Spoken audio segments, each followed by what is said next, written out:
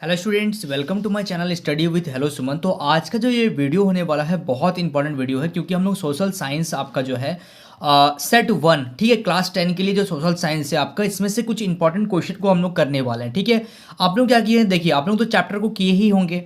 अगर कोई मेन चीज़, क्योंकि सोशल साइंस जो है बहुत बड़ा टॉपिक होता है और इसको याद करना बच्चों के लिए कहीं ना कहीं थोड़ा सा कॉम्प्लिकेटेड हो जाता है। तो मैं कुछ मेन जो पॉइंट्स सब आएंगे, जो जो क्वेश्चन आएंगे, उसको मैं एक्सप्लेन करता हुआ चलूंगा। यहाँ पे ये आपको ऑब्जेक्टिव क्वेश्चन दिया गया है। सबसे पहले तो यहाँ पे 30 ऑब्जेक्टिव क्वेश्चन आ रहे हैं। इसको मैं आपको नहीं बता रहा हूँ, क्योंकि आपको ये याद रखना है, जब आप चैप्टर को अच्छी तरीके से समझे होंगे तब आप इसका बहुत ईजी तरीके से आप इसका आंसर कर पाएंगे। ठीक है, और कुछ चीज़ देखिए आपको याद भी रखना पड़ेगा, ठीक है ना। तो देखिए आज हम लोग क्या करेंगे, इसका जो भी लॉन्ग क्वेश्चन आंसर है, 2 मार्क्स के लिए, 3 मार्क्स के लिए जो भी क्वेश्चन बन रहे हैं उसको मैं आपके सामने डिस्कस करूंगा। हो सकता है कि ये आपको कुछ ये हेल्प कर दे, ठीक है ना। तो अति लघु उत्तरीय, दीर्घ लघु उत्तरीय, ये सारे क्वेश्चन को हम लोग आज करने वाले हैं। ये है आपका सोशल साइंस यानी कि सामाजिक विज्ञान का ये आपका टॉपिक होने वाला है आज का वीडियो, ठीक है। तो स्टूडेंट्स, अगर आप मेरे चैनल पर नए हैं तो प्लीज़ इस चैनल को सब्सक्राइब करना मत भूलिएगा। इस वीडियो के नीचे एक सब्सक्राइब बटन दिया हुआ है, उस बटन को प्रेस कीजिए और नोटिफिकेशन को ऑल पे प्रेस करिए, ताकि इस तरीके का हर वीडियो का नोटिफिकेशन आप तक पहुंचे। तो स्टूडेंट्स, चलिए इस वीडियो को बिना टाइम वेस्ट करते हुए फटाफट से स्टार्ट कर लेते हैं। तो सबसे पहला क्वेश्चन यहाँ पे आ रहा है, आप लोगों को देखिएगा, ध्यान से इसको समझते हुए चलिएगा। जो भी पॉइंट्स इसमें आएंगे मैं आपको एक्सप्लेन कर दूंगा।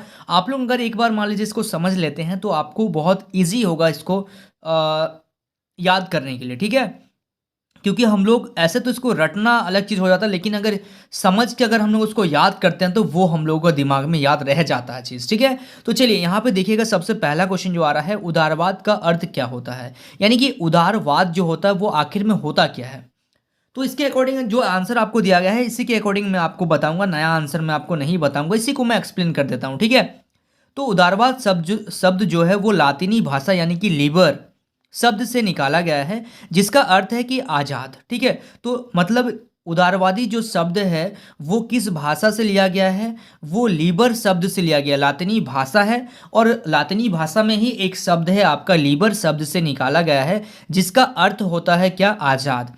इस प्रकार जो है उदारवाद का अर्थ हुआ व्यक्ति के लिए आज़ादी, कानून के समक्ष सबकी बराबरी, निरंकुश शासन और पादरी वर्ग का विशेषाधिकारों को की समाप्ति करना। यानी कि जो भी आपके शासन में, जिसका भी शासन में लोग रहे हैं, जो भी कानून के समक्ष सबकी बराबरी या फिर निरंकुश शासन, यानी कि जिस देश में जिसका भी शासन चल रहा होगा, हो सकता है कोई राजा हो, महाराजा हो, वो शासन जो चल रहा है, और पादरी वर्ग यानी कि नीचे जात पे जो शासन चलाया जाता था, वो सबका क्या किया गया, समाप्ति की गई। और तथा संविधान संविधान तथा संसदीय प्रतिनिधित्व सरकार की स्थापना की गई। तो इसी को क्या कहा जा रहा है, उदारवाद कहा जा रहा है। उदारवाद का शब्द आप अगर इसका आंसर अगर आप जानना चाहेंगे तो इसका मतलब होता है आज़ादी। लोगों को आप किस तरीके से आज़ाद कर सकते हैं, लोग कैसे अपने आज़ादी को क्या कर सकते हैं, पा सकते हैं, उसके बारे में ये क्वेश्चन में दिया गया है, ठीक है। क्लियर हो रहा है आप लोगों को, ठीक है। आराम से समझते चलिएगा, चीज़ों को समझते चलिएगा, तो आपको एक एक चीज़ बहुत डिटेल में आप इसको याद रख सकते हैं, ठीक है। मान लीजिए एग्जाम में क्या हो रहा, आपको पता है कि उदारवाद जो है वो इसका अर्थ क्या होता है। इसका अर्थ होता है ये कि ये जो वर्ड है वो आपका लातिनी भाषा से लिया गया है, और लातिनी भाषा में ही एक शब्द है लिब्रे, ठीक है, लीबर। तो उसी शब्द से निकाला गया है और इसका मतलब होता है आज़ाद। तो इसके बारे में आप आराम से बना के लिख सकते हैं, यहाँ तक तो कोई दिक्कत नहीं है। मैं अगर कोई भी चीज़ बताऊंगा तो पूरा डिटेल बताऊंगा, ठीक है। तो आप लोग भी इसको बहुत ध्यान से समझते हुए चलिएगा।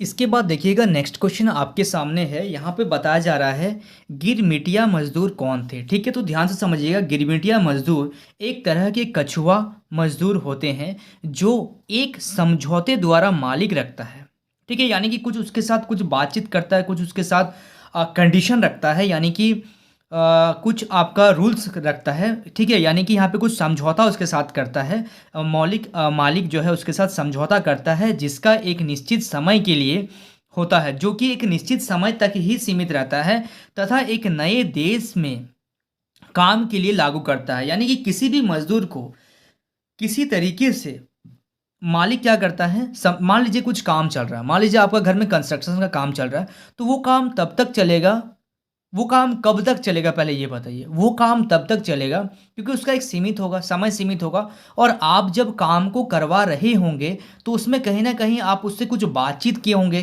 कि देखिए काम मेरे को इस तरीके से करना है और मेरा को काम इतना दिन तक ही करवाना है, ठीक है? तो वो सारी चीज़ों को यहाँ पे क्या कहा जा रहा है? गिरमिटिया मज़दूर कहा जा रहा है, ठीक है? समझते हुए चलिएगा ध्यान से आप लोग, ठीक है? इसके बाद देखिए थोड़ा-सा मैंने ज़ूम कर दिया है यहाँ पे ताकि आप लोगों को बढ़िया से यहाँ पे दिखे। बहुउद्देशीय नदी परियोजना से होने वाली कई 2 हानियाँ को लिखिए, ठीक है? मैं यानी कि बहुउद्देशीय नदी परियोजना से होने वाली 2 हानि क्या-क्या हो रहा है उसके बारे में आपको बताना है। तो देखिए, सबसे पहले ये जानिएगा कि बहुउद्देशीय नदी परियोजना से क्या-क्या हानि होता है। तो पहला पॉइंट और दूसरा पॉइंट में यहाँ पे दिया गया है, ध्यान से समझिएगा। बहुउद्देशीय परियोजनाओं के कारण भारी पैमाने पर स्थानीय गरीब लोगों का विस्थापन होता है, ठीक है? और यहाँ पे क्या हो रहा है कि स्थानीय लोगों को अपनी जमीन, आजीविका, संसाधनों से लगाव तथा एवं नियंत्रण देश की बेहतरी के लिए त्याग देनी पड़ता है। यानी कि यहाँ पे ये बताया जा रहा है कि बहुउद्देशीय परियोजना के कारण जो है भारी पैमाने पर जो स्थानीय गरीब हैं, गरीब लोगों का जो है विस्थापन होता है, यानी कि बहुत सारा चीज़ उन लोगों को झेलना पड़ता है। वो यहाँ पे ये बताया जा रहा है कि स्थानीय लोग जो वहाँ पे परमानेंट लोग रहते हैं, अपनी ज़मीन, अपना जो व्यवसाय है, आजीविका, संसाधन से जो भी लगाव एवं नियंत्रण देश की बेहतर के लिए उनको वहाँ पे त्यागना पड़ रहा है। मान लीजिए यहाँ पे क्या बताया जा रहा है, अगर सड़क के किनारे आपका घर है मान लीजिए, ठीक है? तो सड़क के किनारे आपका घर है और उस सड़क से जो पार लोग होते हैं, वहाँ पे थोड़ा-सा कभी-कभी जाम लग जाता है।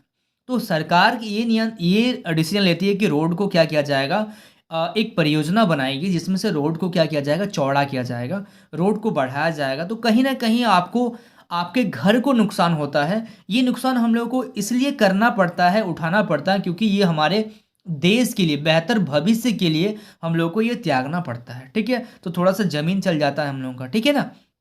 ये सब चीज़ ध्यान से देखिएगा, सुनिएगा ध्यान से, ठीक है? उसके बाद देखिए सेकंड नंबर में बहुउद्देशीय परियोजना ने पर्यावरण को भी प्रभावित किया है। बड़े बांध के निर्माण में भारी मात्रा में वनों का जो है क्षारण होता है जिससे पर्यावरण का बुरा प्रभाव पड़ता है, ठीक है? यानी कि यहाँ पे बताया जा रहा है कि पर्यावरण को भी ये प्रभावित थोड़ा-सा कहीं न कहीं कर रहे हैं कि बड़े बांधों के निर्माण में भारी मात्रा में वनों का क्या कर दे रहे हैं यहाँ पे क्षारण हो जा रहा है। यानी कि वन कहीं न कहीं यहाँ पे जंगल का कहीं न कहीं थोड़ा-सा कम मात्रा में क्या हो जा रहा है यहाँ पे आपका कटौती किया जा रहा है, काटा जा रहा है, वन को काटा जा रहा है, वन धीरे-धीरे कम हो जा रहे हैं क्योंकि बाँध अगर बनाना है तो बहुत सारे वृक्ष भी आ रहे हैं। तो वृक्ष को क्या किया जा रहा है, काटा जा रहा है जिससे पर्यावरण का भी पर भी क्या हो रहा है, बुरा प्रभाव पड़ रहा है, ठीक है? चलिए उसके बाद नेक्स्ट क्वेश्चन यहाँ पे आ रहा है आपका कि खनिज क्या है? ध्यान से समझिएगा, खनिज क्या है? तो खनिज जो है प्राकृतिक रासायनिक यौगिक है। इनके संघटक और संरचना स्वरूप में समानता पाई जाती है, ठीक है? ये सेलों और अयस्कों के अवयव है, यानी कि ये जो मटेरियल है, मटेरियल के बारे में यहाँ पे बात किया जा रहा है, अवयव है।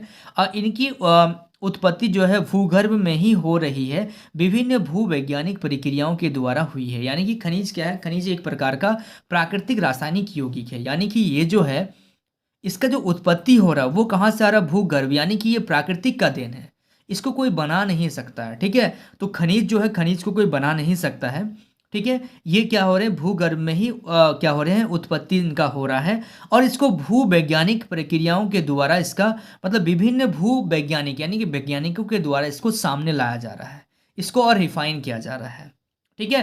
क्लियर हो रहा है आप लोगों को, यहाँ तक समझ में आ रहा है ना? चलिए तो अगर आपको यहाँ तक समझ में आ रहा है तो वीडियो को लाइक करिएगा, ठीक है? और अपने दोस्तों के साथ भी जरूर शेयर कीजिए। अगर किसी भी स्टूडेंट को मान लीजिए सोशल स्टडी में डाउट है तो वो इस वीडियो को देखे जिससे वो काफ़ी कुछ सीख पाएँ। चलिए नेक्स्ट क्वेश्चन देखिएगा यहाँ पे, सांप्रदायिकता क्या है? ठीक है, खनिज तक हम लोग का हो गया। सांप्रदायिकता क्या होता है? इसका अर्थ ये होता है कि अपने संप्रदाय के प्रति स्नेह तथा अन्य संप्रदाय के प्रति घृणा उत्पन्न करना। यानी कि आपका अगर अपना लोग है, अपने कोई जान पहचान है, आप उसके प्रति क्या कर रहे हैं, ये थोड़ा सा मैं एग्जाम्पल से ही बता रहा हूँ आप लोगों को, ठीक है? यानी कि इसमें सांप्रदायिकता का अर्थ अगर आप मतलब समझेंगे तो इसका मतलब होता है कि अपने लोगों के प्रति, अपने धर्म के लोगों के प्रति आपका प्यार व्यवहार जो होता है बहुत अच्छा होता है। लेकिन अगर दूसरे किसी जात का, किसी धर्म के लोग के साथ आपका जो व्यवहार होता है वो घृणा उत्पन्न करता है, ठीक है, आगे वही बता जा रहा है। दूसरे शब्दों में अगर हम जानना चाहें कि अपने धर्म को सर्वश्रेष्ठ समझते हुए दूसरे के धर्म को घृणा उत्पन्न करना ही क्या कहलाता है? सांप्रदायिकता कहलाता है। यानी कि सांप्रदायिकता को आप याद रखिएगा, इसको आप ध्यान से सुनिए, समझिए, आपको इसको रटना नहीं पड़ेगा। सांप्रदायिकता का मतलब होता है आप अपने धर्म के लोगों से ही क्या कर रहे हैं? प्रेम रख रहे हैं, स्नेह रख रहे हैं, अच्छे से बातचीत कर रहे हैं, लेकिन जैसे ही दूसरे लोग, दूसरे धर्म के लोगों के साथ आपका जो व्यवहार है वहाँ पे बदल जा रहा है। आपका व्यवहार क्या हो जा रहा है? घृणा उत्पन्न कर रहा है, आप लोगों से ठीक से बात नहीं कर रहे हैं, ठीक है? तो ये गलत है कहीं ना कहीं। तो ये इसी चीज़ को क्या कहा जा रहा है? सांप्रदायिकता कहा जा रहा है। ठीक है, समझ में आ रहा है? ठीक है, चलिए आगे अभी देखते हैं हम लोग कि नारीवादी आंदोलन से क्या समझते हैं। तो नारीवादी आंदोलन क्या होता है? नारीवादी आंदोलन वह आंदोलन होते हैं जो पुरुषों और महिलाओं के समान अधिकारों और अवसरों के पक्ष में चलाए जाते हैं। यानी कि नारीवादी आंदोलन वे आंदोलन होते हैं जो पुरुष और महिलाओं के समान अधिकार, और यानी कि महिला और पुरुष यानी कि लड़का और लड़की दोनों को समान अधिकार मिले, ठीक है, और अवसरों के पक्ष में चलाए गए। और इन्हीं सब अवसरों को, जो मौका यहाँ पे मिल रहा है महिला और पुरुष का जो अधिकार है, अधिकार क्या हो? समान हो और दोनों को बराबर पक्ष में का अवसर मिले, ठीक है, बराबर अवसर मिले, ठीक है, इसी के लिए ये चलाया जा रहा है। ठीक है, तो इसी को कहा जा रहा है नारीवादी आंदोलन। ठीक है, चलिए इसके बाद हम लोग देखते हैं 37 नंबर क्वेश्चन को। देखिए ये हम लोग सेट 1 का कवर कर रहे हैं, ठीक है, तो आप लोग ध्यान से देखते हुए चलिएगा। ठीक है, उसके बाद देखिएगा ये है आपका, अच्छा हाँ, जिस बुक का यूज करें वो है बर्मा टुडे। ठीक है, आपको इसमें लिखने का जरूरत नहीं है क्योंकि एग्जाम अभी आपका बहुत करीब है, तो आप लोग लिखने मत जाइएगा, इसको समझते हुए चलिए। ठीक है, उसके बाद देखिएगा, और क्योंकि यहाँ पे देखिए मैं जो भी पॉइंट आपको बता रहा हूँ उसको आपको समझना है, हाँ उस चीज़ को आप नोट करके रख सकते हैं, क्योंकि जब मैं ये चीज़ को बोल रहा हूँ तो वो कहीं ना कहीं हिंदी में आपको स्क्रीन में आ रहा होगा आप लोगों का। अगर आपने यूट्यूब को अपडेट करके रखा है तो उसमें आपको एक नया फीचर्स आपको देखने के लिए मिल रहा होगा। ठीक है, तो उससे आप नोट कर लीजिएगा, या फिर आप उसी बुक के साइड में जो जो पॉइंट आपको नहीं समझ में आ रहा है, जो जो वर्ड में आपको अपनी भाषा में, अपने लैंग्वेज में मैं आपको बता रहा हूँ, उसको आप समझते हुए चलिएगा। ठीक है, चलिए उसके बाद 37 नंबर में देखिएगा, साक्षरता दर को परिभाषित कीजिए। साक्षरता दर क्या है? 7 वर्ष और इससे अधिक आयु के लोगों में साक्षर जनसंख्या के अनुपात को क्या कहा जा रहा है? साक्षरता दर के नाम से जाना जाता है। यानी कि 7 वर्ष और इससे अधिक आयु के जो लोग होता है उसको साक्षर जनसंख्या के अनुपात में साक्षरता दर के नाम से जाना जाता है। ठीक है, छोटा छोटा पॉइंट है, इसको देखिएगा। उसके बाद विश्व व्यापार संगठन WTO के किन्हीं 2 कार्यों को लिखिए। यानी कि विश्व व्यापार, ठीक है, विश्व व्यापार संगठन, इसको शॉर्ट में WTO के किन्हीं 2 कार्यों को आपको बताना है। तो विश्व व्यापार संगठन WTO के 2 कार्य क्या क्या हैं? तो पहला कार्य ये है, WTO के व्यापार जो है वो समझौते को क्या करता है? कार्यान्वित करता है। यानी कि जो समझौता व्यापार से रिलेटेड होता है उसी पे ये क्या करता है? वर्क करता है। देशों के बीच व्यापार संबंधित बातचीत के मंच के रूप में कार्य करता है। यानी कि जो बाहर से, विदेश से हम लोग जो भी लेन देन करते हैं, जो भी व्यापार करते हैं, उसका जो मेन जो ऑफिस है वो WTO यानी कि विश्व व्यापार संगठन एक ऐसा संस्थान है जो क्या करता है कि विदेश से या फिर किसी भी देश से अगर हम लोग कुछ लेन देन कर रहे हैं, कुछ व्यापार कर रहे हैं, तो उसके बीच में वो बातचीत करना, यानी कि अगर आप किसी से लेन देन करेंगे तो कहीं ना कहीं आप क्या करेंगे? बातचीत करेंगे कि कैसे लेना है, कितना आपको उसका पैसा चुकाना है, ये सब चीज़। तो ये एक बातचीत के मंच के रूप में कार्य करता है। तो यहाँ तक हम लोग पहुँच चुके हैं। ये है आपका अति लघु उत्तरीय। इसमें से 6 प्रश्न को हम लोगों ने क्या किया है? सॉल्व किया। 6 नहीं, 7-8 प्रश्न को हम लोगों ने अभी तक पूरा बहुत डिटेल डिस्कशन हम लोगों ने किया है। ठीक है, चलिए अभी हम लोग लघु उत्तरीय प्रश्न में देखते हैं। इसमें भी हम लोगों को बोला गया है कि 6 प्रश्न का उत्तर देना, लेकिन यहाँ पे 8-9 प्रश्न आएंगे, कुछ ज़्यादा आता है। और यहाँ पे बोला गया है ये भी कि आपको कम से कम 150 शब्दों में ही आंसर को देना है, कम से कम, अधिक से अधिक 150 दे सकते हैं आप। ठीक है, चलिए अब देखिएगा यहाँ पे जालियांवाला बाग हत्याकांड पर क्या कीजिए? संक्षिप्त नोट लिखिए, यानी कि टिप्पणी आपको लिखना है जालियांवाला बाग में। देखिए क्वेश्चन किसी भी तरीके से पूछा जा सकता है, लेकिन आपको वर्ड को पकड़ना है कि जालियांवाला बाग हत्याकांड के बारे में आपसे पूछा जा रहा है। तो यहाँ पे बहुत ही इंपॉर्टेंट क्वेश्चन है ये वाला। ठीक है, रॉलेट एक्ट इसी में क्या किया गया था? महात्मा गांधी के द्वारा लागू किया गया था। तो चलिए इसको पूरा डिस्कस करते हैं हम लोग अभी। तो सबसे पहले जालियांवाला बाग हत्याकांड, इस तरीके से डैश दे दीजिएगा एग्जाम में, अगर आप कर रहे हैं तो बढ़िया से इसको अंडरलाइन भी कर दीजिएगा। ठीक है, ताकि आपको हर एक स्टेप जब एग्जामिनर जब कोई भी टीचर अगर आपका पेपर को चेक करता है, जब वो पलटे आपके पेपर को, तो उसको मतलब अटैचमेंट होना चाहिए उस पेपर से, बहुत अच्छे तरीके से लगाव होना चाहिए, वो बढ़िया से चेक करे उस पेपर को, ठीक है। तो इस तरीके से लिखिएगा, सबसे पहले तुरंत चालू मत स्टार्ट मत कर दीजिएगा। जलियांवाला बाग हत्याकांड के बारे में यहाँ पे सबसे पहला जो पॉइंट हम लोग लिख रहे हैं रॉलेट एक्ट के विरोध में महात्मा गांधी और यहाँ पे सत्यपाल किचूल गिरफ्तार हो चुके थे, और इसी गिरफ्तारी का विरोध करने के लिए 13 अप्रैल 1919 ईस्वी में वैसाखी पर्व के दिन, ठीक है, अमृतसर में जलियांवाला बाग में एक जनसभा का आयोजन किया गया था, ठीक है। इसी के विचार में जो है एक मीटिंग रखा गया था। कहाँ पे रखा गया था? अमृतसर में ये सब पॉइंट याद रखिएगा। अमृतसर में जलियांवाला बाग में एक जनसभा का आयोजन किया गया था। सेकंड पॉइंट में ये लिखिएगा कि अमृतसर के सैनिक जो है प्रशासन जनरल डायर ने इस सभा को अवैध घोषित कर दिया, यानी कि वे इसे गैर कानूनी घोषित कर दिए कि यहाँ पे कुछ गलत किया जा रहा है। परंतु सभा हुई थी तब उसने वहां पर गोली चलवाई थी, ठीक है। ये पिक्चर भी आपने देखा होगा, जलियांवाला बाग हत्याकांड, ठीक है। इसमें देशभक्ति का ये पिक्चर भी बना हुआ है इस पे। और यहाँ पे बहुत सारे लोग क्या कर दिए थे, इसका शिकार हुए थे, ठीक है। बहुत सारे लोग मारे गए थे, तब उसने वहां पर गोली चलाई थी। इसमें सैकड़ों व्यक्ति मौत का शिकार हो गए थे, ठीक है। चलिए आगे देखिएगा। इस हत्याकांड के पश्चात जो है ब्रिटिश सरकार ने एक हंटर आयोग स्थापित किया था, ठीक है। हंटर आयोग स्थापित किया था, और उस आयोग को रिपोर्ट के बाद जनरल डायर ने अनेक सम्मान दिए थे, ठीक है। इसे महात्मा गांधी असहयोगी हो गए थे, यानी कि जब उस समय जब उनका बहुत सारे साथी जो हैं, बहुत सैकड़ों व्यक्ति जो है उनके जो सपोर्ट में थे, उनके लिए जो वहाँ पे एक सभा रखा गया था। जब इस बात पर क्या है महात्मा गांधी तक खबर आया कि ऐसा ऐसा हुआ है, तब वो क्या हो गया, एकदम असहयोगी हो गए, यानी कि उनका सहयोग करने के लिए वहाँ पे कोई नहीं था, और उन्होंने असहयोग आंदोलन चलाने का निश्चय किया, और वो खुद लड़े। असहयोग आंदोलन मतलब उनका सपोर्ट में कोई भी नहीं था, और वो खुद लड़े, और इसको क्या किए, आगे आंदोलन चलाया, ठीक है। उस आंदोलन को क्या किए, कंटिन्यू किए।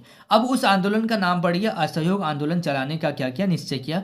जलियांवाला बाग हत्याकांड जो है भारत के इतिहास की सबसे दार्शनिक घटना थी, दर्दनाक घटना थी। यानी कि जलियांवाला बाग हत्याकांड में बहुत सारे सैनिक मारे गए थे, बहुत सारे लोगों को सैनिकों ने क्या किया था, बहुत सारे लोगों को क्या कर दिया था, मौत के घाट उतार दिया था। तो ये जो दर्दनाक घटना थी, बहुत मतलब पूरा इतिहास में, भारत के इतिहास में इसको क्या किया गया, इसको पूरा दर्दनाक घटना कहा गया, ठीक है। इससे भारत भर में रोष की लहर फूट गई, यानी कि इसको इतना दर्द था इस घटना में, ताकि हर किसी का रोम रोम क्या होता था, कांप जाता था इस घटना को मतलब सुनकर, ठीक है, इस घटना को जानकर। समझ में आ रहा है? तो आप इसको अपने शब्दों में भी लिख सकते थे, इसको आप अपने शब्दों में भी लिख सकते हैं कि रॉलेट एक्ट के विरोध में जब महात्मा गांधी और सत्यपाल किचून को क्या किया गया था, गिरफ्तार किया गया था। तो इसी गिरफ्तारी का विरोध करने के लिए जो है 13 अप्रैल 1919 को क्या किया था, बैसाखी पर्व के दिन ही अमृतसर में क्या किया गया था, जलियांवाला बाग में एक जनसभा का आयोजन किया गया था। तो ये मेन पॉइंट सब है, ये सब आप लोग अंडरलाइन कीजिएगा, और आपको वही तो याद रखना है। देखिए आप लोग क्या करते हैं, जो आपको याद रखना है वो आप याद रखते नहीं है, ठीक है। समझिएगा इस चीज को। इस क्वेश्चन के अकॉर्डिंग अगर मैं बोलूं कि आपको याद क्या रखना है, आपको ये याद रखना है कि रॉलेट एक्ट के विरोध में महात्मा गांधी और उनके जो साथी थे सत्यपाल किचून को गिरफ्तार किया गया था। कब गिरफ्तार किया गया था? 13 अप्रैल 1919 को गिरफ्तार किया गया था। और वही चीज का ये लोग विरोध करने के लिए बैसाखी पर्व के दिन अमृतसर में जलियांवाला बाग में एक जनसभा का आयोजन किया गया था। बस यही सब चीज आपको याद रखना है।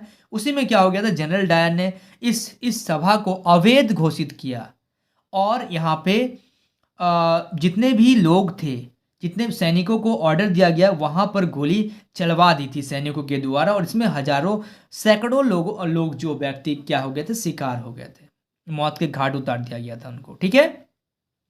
इसी के बारे में आपको लिखना है। बस ये आपको बहुत हेल्प करेगा, बहुत हेल्प करेगा, आप अगर इसको सुन रहे होंगे, ध्यान से समझ रहे होंगे तो, ठीक है। अगर आपको समझ में आ रहा हो तो प्लीज़ एक बार कमेंट कीजिएगा कि सर ठीक है, हम लोगों को समझ में आ रहा है ये सब चीज़, ठीक है। तो एक अंदर से मोटिवेशन मिलता है, ताकि मैं आप लोगों के लिए और सपोर्ट कर पाऊँ आप लोगों का, ठीक है। चलिए, ब्रिटेन वुड्स समझौते का क्या अर्थ है? तो इसको समझते हैं, ये है आपका क्वेश्चन नंबर 40 और इसमें हम लोग को 150 या 150 से अधिक आप वर्ड्स में इसको लिख सकते हैं, ठीक है। तो यहाँ पे देखिएगा, युद्धोत्तर अंतर्राष्ट्रीय आर्थिक व्यवस्था को ब्रिटेन वुड्स व्यवस्था भी कहा जाता है, क्योंकि यहाँ पे पहला चीज है, द्वितीय विश्व युद्ध के पश्चात विश्व की विखंडित अर्थव्यवस्था को पटरी पर लाने के उद्देश्य से 1919 ईस्वी में अमेरिका में ब्रिटेन वुड्स समझौता हुआ।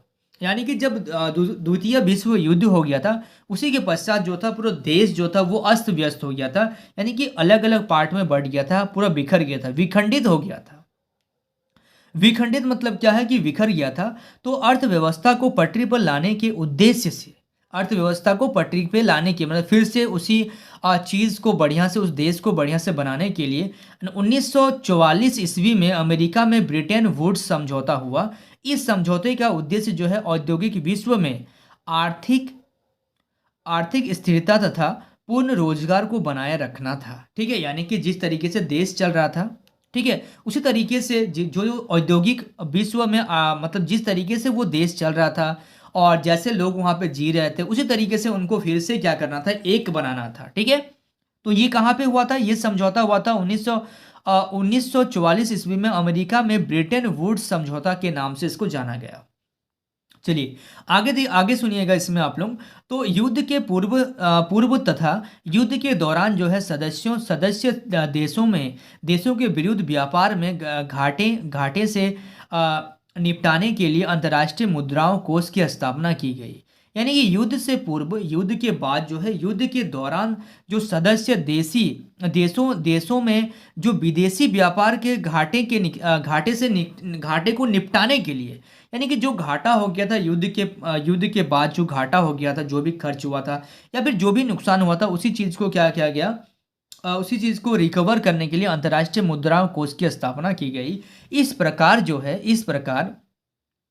युद्धोत्तर पुनर्निर्माण के लिए मुद्रा का इंतजाम करने के लिए अंतर्राष्ट्रीय पुनर्निर्माण एवं विकास बैंक का गठन किया गया था। इससे सामान्य रूप से विश्व बैंक के नाम से जाना जाता था, ठीक है। अच्छा, आगे बताया जा रहा है, इस प्रकार जो है ब्रिटेन वुड्स समझौते के अंतर्गत अंतर्राष्ट्रीय मुद्रा कोष तथा विश्व बैंक के माध्यम से युद्धोत्तर आर्थिक व्यवस्था को भी सुधारने का प्रयास किया गया। यानी कि ये सब चीज़ से यहाँ पे आपका विश्व बैंक के नाम से एक गठन किया गया, विश्व बैंक का गठन किया गया, जिससे क्या हो रहा था कि अपने आर्थिक स्थिति को सुधारने के लिए इसमें से काम किया गया, ठीक है, प्रयास किया गया, ठीक है। समझ में आ रहा है, होप आप लोगों को ये सब चीज़ क्लियर हो रहा होगा, बेसिक चीज़ है ये सब, ठीक है। समझते चलिएगा आराम से, आप लोगों को पूरा डिटेल समझ में आ जाएगा। इसके बाद देखिएगा 41 नंबर में दिया गया है, भारत में लौह अयस्क के किन्हीं 3 वितरण क्षेत्रों के नाम लिखिए। तो यहाँ पे बताया जा रहा है कि भारत में संसार का लगभग 20% लौह अयस्क का क्या है, भंडार है, ठीक है। भारत में लौह अयस्क का खनन जो है वो मुख्यतः छत्तीसगढ़, झारखंड, उड़ीसा, गोवा और कर्नाटक राज्यों में होता है। इन राज्यों में कुल उत्पाद का 95% से भी अधिक भाग जो है प्राप्त किया जाता है। इनके अतिरिक्त और भी कई राज्यों में लोहा पाए जाते हैं। देश के प्रमुख लोहा उत्पाद का क्षेत्र है, तो कौन कौन सा लोहा उत्पाद का क्षेत्र है उसको आप लोग अंडरलाइन कीजिएगा। तो सबसे पहले आ रहा छत्तीसगढ़, ठीक है। तो इस राज्य में अधिकांश लोहा जो है वो हेमेटाइट किस्म का है। यहाँ के दुर्ग, विस्तार और दंतेवाड़ा जिले में लोहा उत्पाद किया जाता है। बस्तर जिले में जो है वेलाडीला है ना, वेलाडीला, एक से एक वर्ड आ रहा है इसमें, इसको उच्चारण ठीक से कीजिएगा, वेलाडीला कॉमा, यहाँ पे रावघाट प्रमुख लोहा क्षेत्र है। यानी कि छत्तीसगढ़ का भी कुछ एरिया आपको यहाँ पे लिमिटेड बताया जा रहा है। उसके बाद हमारा आ रहा है झारखंड, ठीक है। तो चलिए झारखंड के बारे में देखते हैं। यहाँ के पश्चिमी और पूर्वी जिले के, ठीक है, मैं आपका पूर्वी सिंहभूम है ना, पूर्वी सिंहभूम से हूँ, तो यहाँ की पश्चिमी और पूर्वी सिंहभूम जिले में, ठीक है, लौह अयस्क निकाला जाता है। यहाँ के प्रमुख क्षेत्र जो है गुआ और नोआ मुंडी है, ठीक है। यहाँ का प्रमुख जो क्षेत्र है वो गुआ, ठीक है, गुआ नाम से और नोआ मुंडी के नाम से यहाँ पे जाना जाता है इसका भी। अब आ रहा है हम लोग का उड़ीसा में क्या बताया जा रहा है, यहाँ के सुंदरगढ़, उसके बाद कोझोर और मयूरभंज जिले में लोहा क्या किया जा रहा है, उत्पाद किया जा रहा है। ठीक है, यहाँ तक समझ में आ रहा है आप लोगों को? चलिए अब इसी में और कुछ पॉइंट दिया गया है, जैसे कर्नाटक हो गया, गोवा हो गया। उसी में देखिएगा आगे यहाँ पे दिया गया है कर्नाटक। कर्नाटक इस राज्य के जो है, इस राज्य के अ, चिंकमंगलूर जिले के जो है बाबा बुंदन पहाड़ी जो हो गया, उसके बाद कुद्रेमुख और जो है आपका कालाहाड़ी क्षेत्र का प्रमुख क्षेत्र है। ठीक है, उसके बाद बेलहरी, चित्रदुर्गा, उसके बाद सिमोगा और यहाँ पे है आपका तुमकुर जिले में भी लोहा प्राप्त किया जाता है। ठीक है, गोवा जो है आपका, गोवा के उत्तरी भाग में क्या है, लोहा मिलता है। ठीक है, चलिए उसके बाद यहाँ पे आ रहा है आपको कुछ, यहाँ पे आपको डिफरेंस बताना पड़ेगा, कुछ आपको यहाँ पे अंतर बताना पड़ेगा। कृषि आधारित उद्योग और खनिज आधारित उद्योग में क्या अंतर है, उदाहरण सहित बताइए। अब कृषि के बारे में और खनिज के बारे में, खनिज उद्योग और कृषि उद्योग के बारे में आपका क्या विचार है, आप किस तरीके से इन दोनों को वर्गीकृत करेंगे, अलग अलग अंतर कैसे बताएंगे? तो सबसे पहले आपको इस तरीके से, या तो आप टेबल बना रहे तो ठीक है, या फिर आप अगर इस तरीके से नहीं करना चाहते हैं तो आपको क्या करना पड़ेगा, कृषि का पहले बताना पड़ेगा, उसके नीचे आपको उसका डेफिनेशन कंप्लीट कर लीजिए, उसके बाद आप खनिज के बारे में बताइए, जैसा आपको मन करता है आप उस तरीके से बता सकते हैं। तो कृषि आधारित जो उद्योग है उसमें क्या बताना है, उसमें देखिए क्या बताया जा रहा है कि कृषि आधारित उद्योग वे उद्योग हैं जो कच्चे माल के रूप में वनस्पति और जंतु उत्पाद का उपयोग करते हैं। यानी कि यहाँ पे अगर हम लोग को क्या करना है, कृषि करना है, तो हम लोग क्या कर सकते हैं, हम लोग कच्चे माल का उत्पाद करते हैं। ठीक है, और वो वनस्पति और क्या है, जंतु उत्पादों का उपयोग करते हैं। उसके बाद यहाँ पे खनिज आधारित बताया जा रहा है कि खनिज आधारित उद्योग में जो है वे उद्योग हैं जो खनिज अयस्कों का उपयोग करके कच्चे माल के रूप में करते हैं। यानी कि जो जो प्राकृतिक के द्वारा हम लोग को जो खनिज मिल रहा है उसको कच्चे माल के रूप में हम लोग खनिज आधारित उद्योग बनाने में मदद करते हैं, हम लोग उसका यूज करते हैं। उसके बाद यहाँ पे अगर आ रहा है कृषि में, आ रहा है हम लोग का सूती वस्त्र, ऊनी वस्त्र, पटसन, रेशम वस्त्र, रबड़, चीनी, ठीक है, चाय, कॉफी तथा वनस्पति तेल उद्योग कृषि आधारित उद्योग के उदाहरण है। यानी कि कृषि से ही हम लोग, जैसे हम लोग को तेल बनाना है, सरसों का तेल बनाना है तो सरसों से हो रहा है, ये सारा चीज़ का, चीनी बनाना है गन्ना से बना रहे हैं, तो ये सब हम लोगों को क्या है, वनस्पति जो भी मिल रहा है, वनस्पति तेल, ये सारा चीज़ जो है हम लोग को कृषि पे ही हम लोग का आधारित होता है। कृषि से ही हम लोग इन सभी चीज़ों को क्या कर सकते हैं, पूरा कर सकते हैं। ठीक है, उसके बाद यहाँ पे आ रहा है आपका सेकंड पॉइंट, खनिज आधारित उद्योग। तो खनिज आधारित उद्योग में यहाँ पे बताया जा रहा है कि लोहा का जो इस्पात है, उसके बाद सीमेंट हो रहा है। ठीक है, सीमेंट हो गया, एल्यूमिनियम हो गया, मशीन हो गया, उसके बाद औजार तथा पेट्रोराइसन हो गया। उसके बाद उद्योग जो हो गया खनिज आधारित उद्योग के उदाहरण है। यानी कि लोहा हो गया, इस्पात हो गया, लोहा इस्पात, सीमेंट हो गया, एल्युमिनियम हो गया, ये सारा चीज़ जो है, जो भी मशीन हम लोग नया नया टेक्नोलॉजी जो मशीन बन रहा है वो लोहा का यूज करके मशीन जब बनता है वो कैसे बनता है, लोहा से ही बनता है ना। उसमें प्लास्टिक का काम तो क्या नहीं रहता है, या फिर किसी और चीज़ का, उसमें लोहा का ही हर पार्ट्स को लगाया जाता है। तो ये सब जो है, ये सब किसके उदाहरण है, ये सब खनिज आधारित उद्योगों में आते हैं। ठीक है, समझ में आ रहा है? चलिए इसके बाद हम लोग बात करते हैं आपका क्वेश्चन नंबर 43 में आपका है कि लोकतांत्रिक व्यवस्था की किन्हीं दो चुनौतियों की चर्चा करें। ठीक है, तो भारतीय लोकतंत्र की चुनौतियां क्या क्या है, तो राजनीति का जो है अपराधीकरण जो है, यहाँ पे आ रहा है कि आए दिन ऐसे देखा जाता है कि संसद या विधानसभाओं में अपराधी जो है प्रवृत्ति के जनप्रतिनिधित्व की जो है संख्या बढ़ती जा रही है, जिससे शासन के सुचारू रूप से संचालन में क्या है, कठिनाई हो रही है। यानी कि राजनीतिक में, यानी कि पॉलिटिक्स में जो अपराधीकरण हो रहा है, तो यहाँ पे क्या बताया जा रहा है, ध्यान से सुनिएगा। आए दिन ऐसे देखा जा रहा है कि इन दिनों आप ऐसे चीज़ों का सामना कर रहे हैं, ऐसा देखने के लिए मिल रहा है कि संसद या विधानसभाओं में अपराधी प्रवृत्ति के प्रतिनिधित्व की संख्या बढ़ती जा रही है। यानी कि जो भी चीज़ है आपका, वो लोग जो देश को चला रहे हैं वो भी क्या है, अपराधी प्रवृत्ति के ही है। ठीक है, जन प्रतिनिधित्व की संख्या बढ़ती जा रही है, जिनसे शासन के सुचारू रूप से चलाने के लिए बहुत कठिनाई हो रही है। उग्रवाद, आज भी भारत के अधिकांश राज्य उग्रवाद की चपेट में है। यानी कि भारत में आज भी ऐसा राज्य है जो उग्रवादी की चपेट में आज भी है, आज भी वो आज़ाद नहीं हो पाया है। रात में जल्दी घर घुस जाना या फिर रात में ज़्यादा देर तक बाहर नहीं रहना। क्योंकि उग्रवादी जंगल एरिया में तो ऐसा ऐसा राज्य अभी भी है जहाँ पे जो है उग्रवादी अभी भी है। उग्रवादी का चपेट में कुछ ना कुछ नुकसान वो लोग पहुँचाते रहता है आज भी।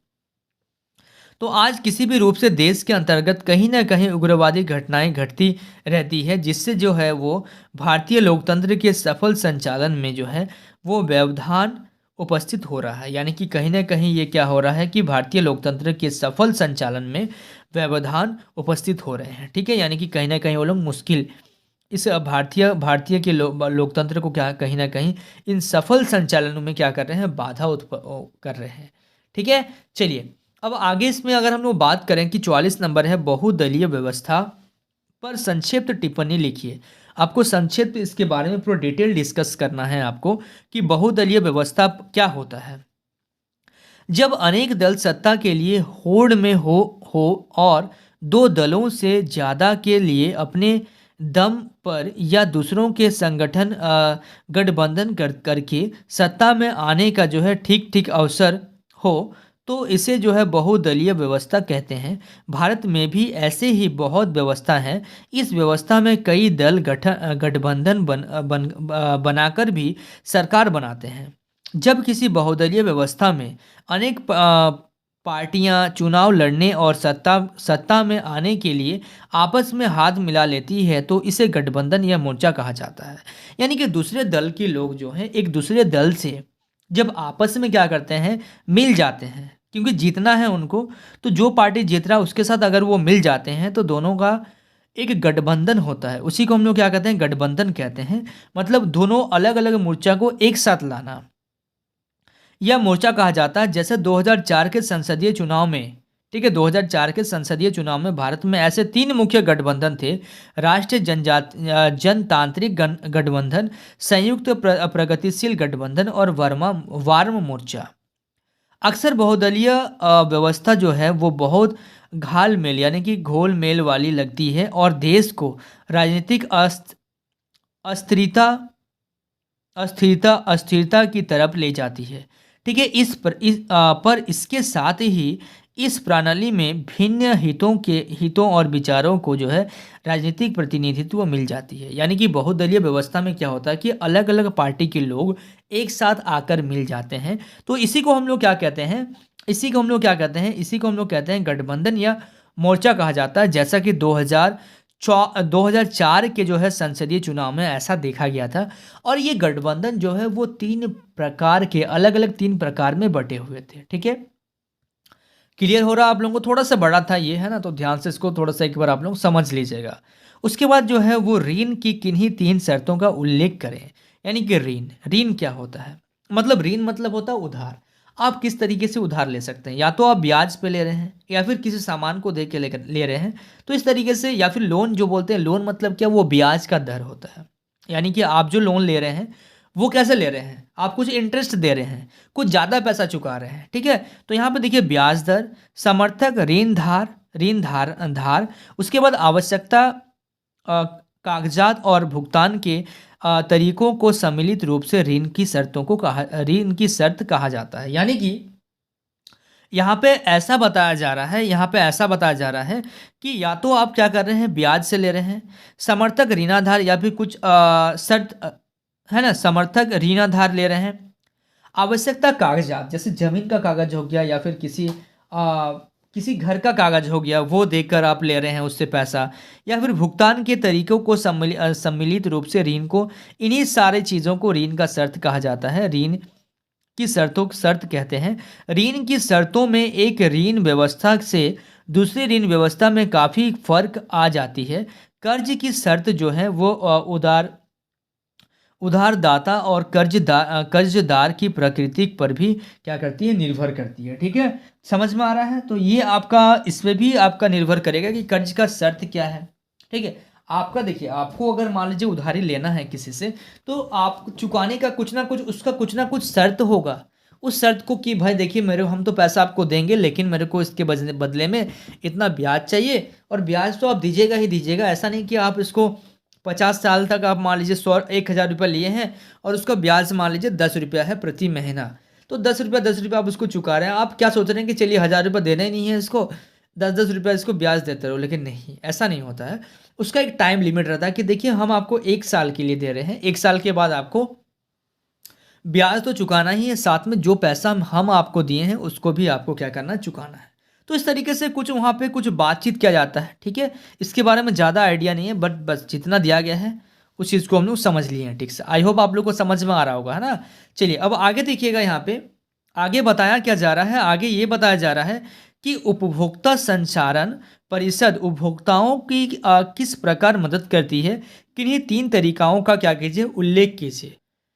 तो पहला पॉइंट यहाँ पे ये बताया जा रहा है, ये सभी उपभोक्ताओं का क्या है, मार्गदर्शन करती है कि कैसे उपभोक्ता जो है अदालत में मुकदमा दर्ज करें, यानी कि किस प्रकार का कस्टमर जो है ये उस तरीके से मार्गदर्शन देती है, उस तरीके से आपको वो बताती है कि किस उपभोक्ता कैसे उपभोक्ता जो है अदालत में मुकदमा दर्ज कराएं, ठीक है। सेकंड पॉइंट बताया जा रहा है, ये उपभोक्ता अदालत में व्यक्ति विशेष उपभोक्ता का प्रतिनिधित्व भी कहते हैं, ठीक है, करते हैं। ये जो है स्वयं सेवी संगठन जनता में जागरूकता पैदा करने के लिए जो है सरकार से क्या करते हैं, वित्तीय सहयोग भी प्राप्त करते हैं, ठीक है। इस तरीके से ये दिया गया है, ठीक है। ज़्यादा इंपॉर्टेंट तो मुझे लग नहीं रहा है ये चीज़, ठीक है, बट आप लोग इसको एक बार पढ़ लीजिएगा। अगर मान लीजिए कल को एग्जाम में आता तो आप इसमें कुछ तो लिख पाएँ इसके बारे में, ठीक है। समझ में आ रहा है आप लोगों को यहाँ तक। अब हम लोग डिस्कस कर रहे हैं आपका यहाँ पे क्वेश्चन नंबर 4 आपको टोटल डिस्कस करना है, यानी कि हम लोग यहाँ से करेंगे 47, 48, 49 और 50, ठीक है। ये 4 क्वेश्चन दिए गए हैं, थोड़ा सा अति लघु उत्तरीय, यानी कि 5 मार्क्स के लिए आपका एग्जाम में आता है, ठीक है। यानी कि इसमें आप देख रहे होंगे, इसमें आपको लिखना पड़ेगा, यहाँ पे दिया गया है दीर्घ उत्तरीय प्रश्न, किन्हीं 4 प्रश्नों के उत्तर जो है अधिकतम 250 शब्दों में आपको कम से कम लिखना है, ठीक है। तो यहाँ पे 47 नंबर में बताया जा रहा है कि मुद्रण सांस्कृतिक ने भारत में राष्ट्रवाद के विकास के क्या मदद की है। तो मुद्रण संस्कृति ने भारत में राष्ट्रवाद के विकास में क्या है, निम्नलिखित प्रकार की मदद की है। तो पहला है आपका यहाँ पे मुद्रण सांस्कृतिक ने भारत में राष्ट्रवाद के उदय और विकास में क्या है, महत्वपूर्ण योगदान दिया है, ठीक है। पहला पॉइंट ये हो गया। दूसरा पॉइंट है कि यह एक शक्तिशाली माध्यम बन गया जिससे क्या है, राष्ट्रवादी भारतीय देशभक्ति की भावनाओं का क्या है, प्रसार, आधुनिक आर्थिक सामाजिक एवं राजनीतिक विचारों का क्या है, प्रचार तथा जन संसाधन में क्या है, जागृत का क्या करता है, विकास हुआ है, ठीक है। उसके बाद प्रेस के माध्यम से थर्ड पॉइंट में है कि प्रेस के माध्यम से राष्ट्रवादियों के लिए अपने विचार को क्या है, जन तक पहुंचाना क्या हो गया, आसान हो गया। यानी कि यहाँ पे बताया जा रहा है कि प्रेस के माध्यम से जो है राष्ट्रवादियों के लिए जो है एक विचार, किसी भी चीज़ को अगर आपको पहुँचाना है, किसी भी बात को अगर रखना है, अगर वो बात सही है तो उसको आप क्या कर सकते हैं, प्रेस के माध्यम से, ठीक है, लोगों तक पहुँचाना क्या हो गया, जन तक पहुँचाना आसान हो गया। उसके बाद यहाँ पे फोर्थ पॉइंट में बताया जा रहा है कि मुद्रण में जन संसाधन को क्या किया जाता है, स्वतंत्रता के लिए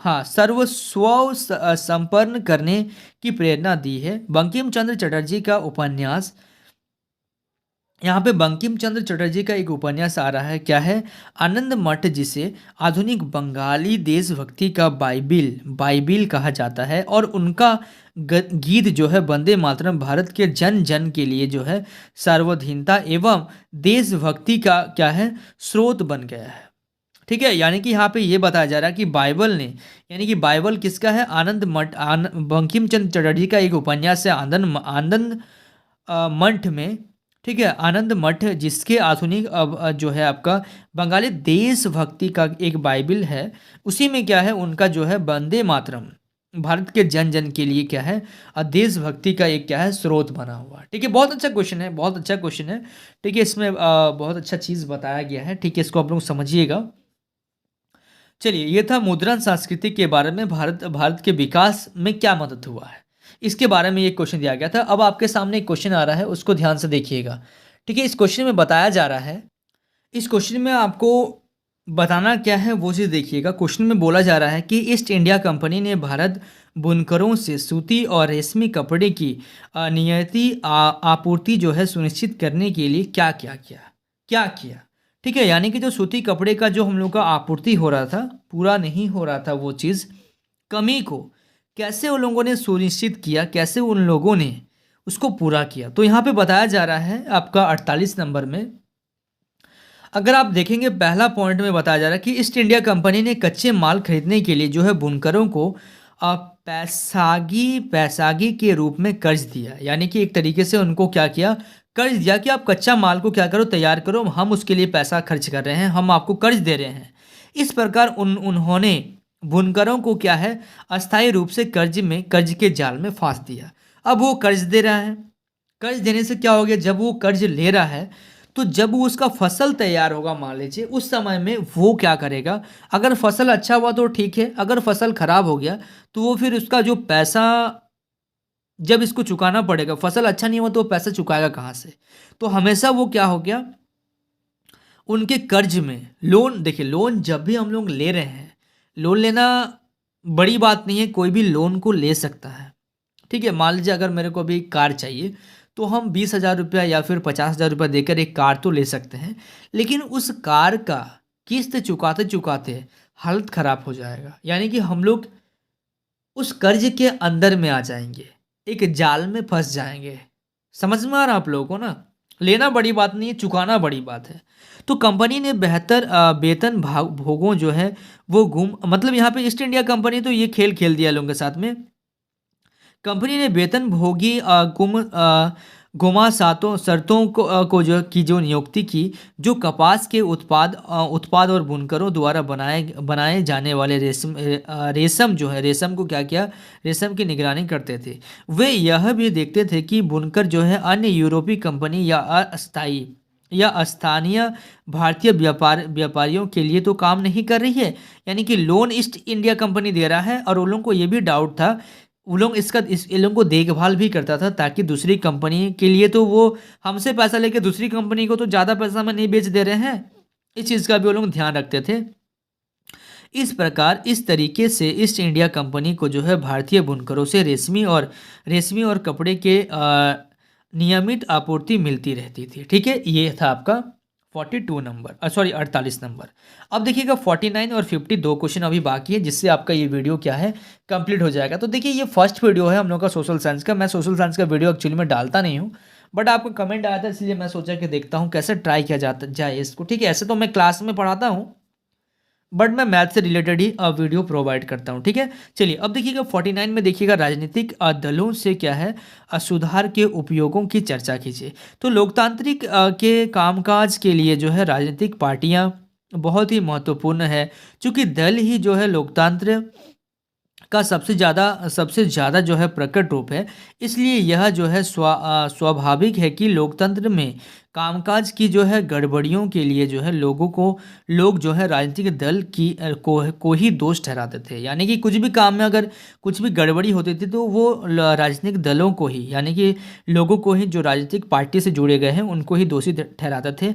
अतः चुनौतियों का सामना करने के लिए दलों को सुधारने के लिए कुछ सुझाव भी, ये सब ना हो इसके लिए उनकी जो पार्टियां हैं कुछ चीज़ों का यहाँ पे ध्यान रखता था, कुछ सुझाव यहाँ पे वो लोग करते थे आपस में।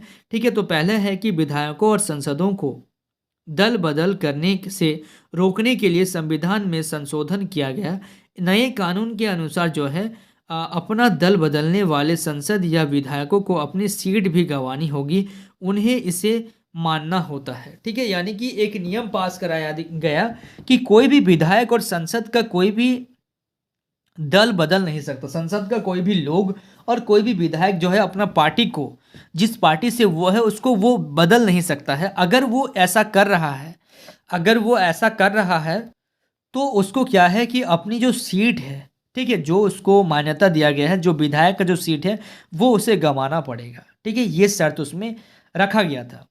अब दूसरा है कि उच्चतम न्यायालय ने पैसे और अपराधियों का प्रभाव कम करने के लिए जो है यह आदेश जारी किया कि चुनाव लड़ने वाले हर उम्मीदवार को अपनी संपत्ति का और अपने खिलाफ जो है चल रहे आपराधिक मामलों का जो है वो ब्यौरा एक सब पत्र यानी कि शपथ पत्र, ठीक है, यहाँ पे लिखा गया है शपथ पत्र के माध्यम से देना जो है अनिवार्य कर दिया जाएगा। यानी कि जो भी आप सीट ले रहे हैं या फिर अगर आप उसमें उसके खिलाफ अगर आप कुछ भी काम अगर करना चाहते हैं तो उससे पहले ही वो लोग क्या करता है कि जब भी आप किसी चुनाव लड़ रहे हैं या चुनाव जीत जाते हैं, ठीक है, आप कुछ गलत काम ना करें उसके लिए आपको क्या किया जाता है, शपथ दिया जाता है, आपसे एक कसम दिलवाया जाता है, ठीक है।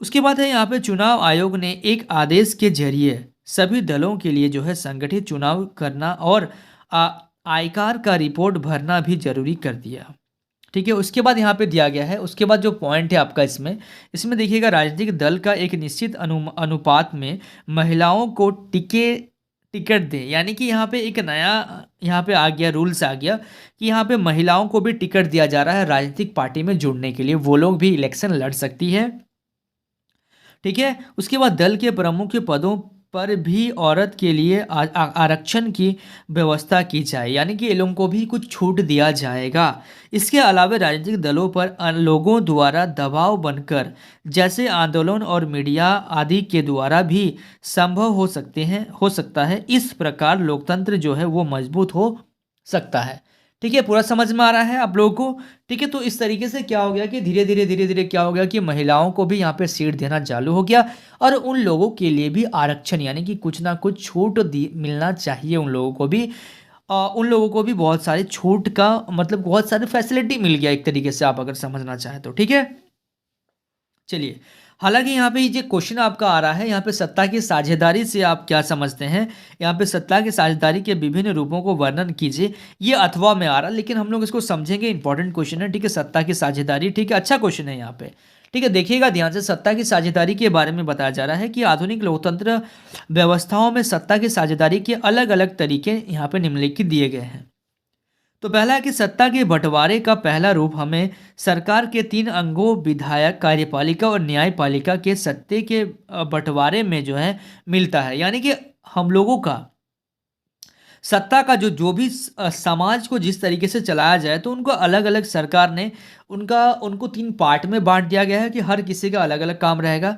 सबसे पहले विधायक, कार्यपालिका और न्यायपालिका के में सत्ता के बंटवारे में क्या है, बंटवारे को मिलता है, जिसे भारत के संविधान ने भी क्या किया था कि शक्तियों का विभाजन विधायक, कार्यपालिका और न्यायपालिका में क्या गया था, ठीक है, न्यायपालिका में कर रखा था। इस तरीके से इन लोग भी क्या किया कि सत्ता की साझेदारी को में क्या किया, लोकतंत्र व्यवस्था को क्या किया और अच्छी तरीके से काम करने के लिए और अच्छी तरीके से समझने के लिए इसको 3 पार्ट में बांटा हुआ, ठीक है। चलिए आगे हम लोग देख लेते हैं इसमें।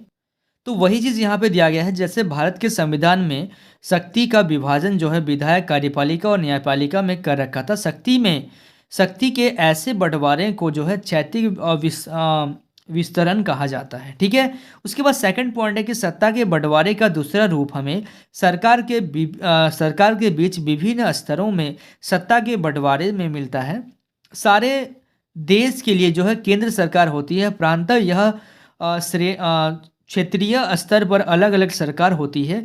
उच्चतम और निम्न स्तर की सरकार के बीच में जो है सत्ता के इस बंटवारे को जो है ऊर्ध्ववर्धा विस्तरण कहा जाता है। भारत के संविधान में जो है वो केंद्रीय और राज्य सरकारों की शक्तियों को अलग अलग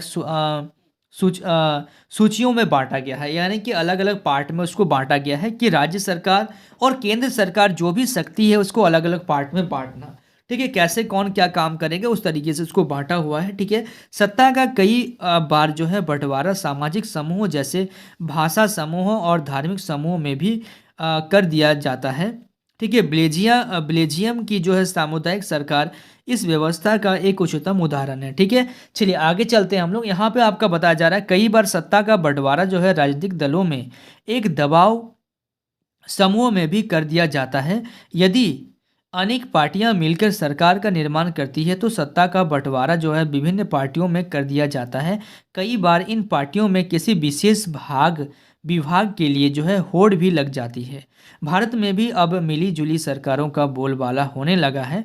ठीक है, डेनमार्क ने भी में भी जो है अनेक राजनीतिक दल हैं जो सत्ता का जो है बंटवारा कर सरकार चलाते हैं, यानी कि सत्ता को अलग अलग तरीके से बांट दिया गया है और सरकार को चलाया जा रहा है। क्योंकि एक देखिए, पूरा सरकार को संभालने के लिए अगर आप पूरा देश को चला रहे हैं तो आप अकेले तो कुछ नहीं कर सकते, आपको अलग अलग उसका पार्ट में अपने शक्तियों को अलग अलग पार्ट में विभाजित करना ही पड़ेगा है। ठीक है, समझ में आ रहा है आप लोगों को? देखिए, ये वीडियो काफ़ी लंबा हो जा रहा है, तो हम लोग नेक्स्ट वीडियो में क्या करेंगे ना, नेक्स्ट वीडियो में, आज का वीडियो में हम लोग यहीं तक इसको करते हैं। नेक्स्ट वीडियो जो आपके लिए आएगा वो 50 नंबर से हम लोग सॉल्व करेंगे, क्योंकि आगे बहुत सारा क्वेश्चन है और आगे कितना क्वेश्चन है उस चीज़ को भी मैं आपको थोड़ा सा यहाँ पे मैं आपसे डिस्कस कर ले रहा हूँ। ठीक है, तो यहाँ पे हो गया एक 50 नंबर क्वेश्चन है, इसी का एक अथवा में दिया गया है। ठीक है, और उसके बाद आपको यहाँ पे 51 नंबर मिल जा रहा है। ठीक है, 51 का कुछ थोड़ा सा बड़ा क्वेश्चन है, 52 नंबर यहाँ पे दिया गया है और उसके बाद आपका सेट 2 स्टार्ट हो रहा है। ठीक है, तो छोटा सा वीडियो बनेगा जिसमें हम लोग का सेट 1 पूरा कंप्लीट हो जाएगा, फिर हम लोग सेट 2 में आके फटाफट से इसको डिस्कस कर लेंगे। ठीक है, चलिए, सो स्टूडेंट्स, आई होप आपको इस वीडियो से काफ़ी कुछ सीखने को मिला होगा। वाकई अगर आप इस वीडियो से कुछ सीखे हैं तो इस वीडियो को लाइक कीजिएगा। अगर आप मेरे चैनल पर नए हैं तो इस चैनल को सब्सक्राइब कीजिएगा और अपने दोस्तों के साथ भी जरूर शेयर कीजिए। तो स्टूडेंट्स, मिलते हैं नेक्स्ट वीडियो में, तब तक के लिए बाय।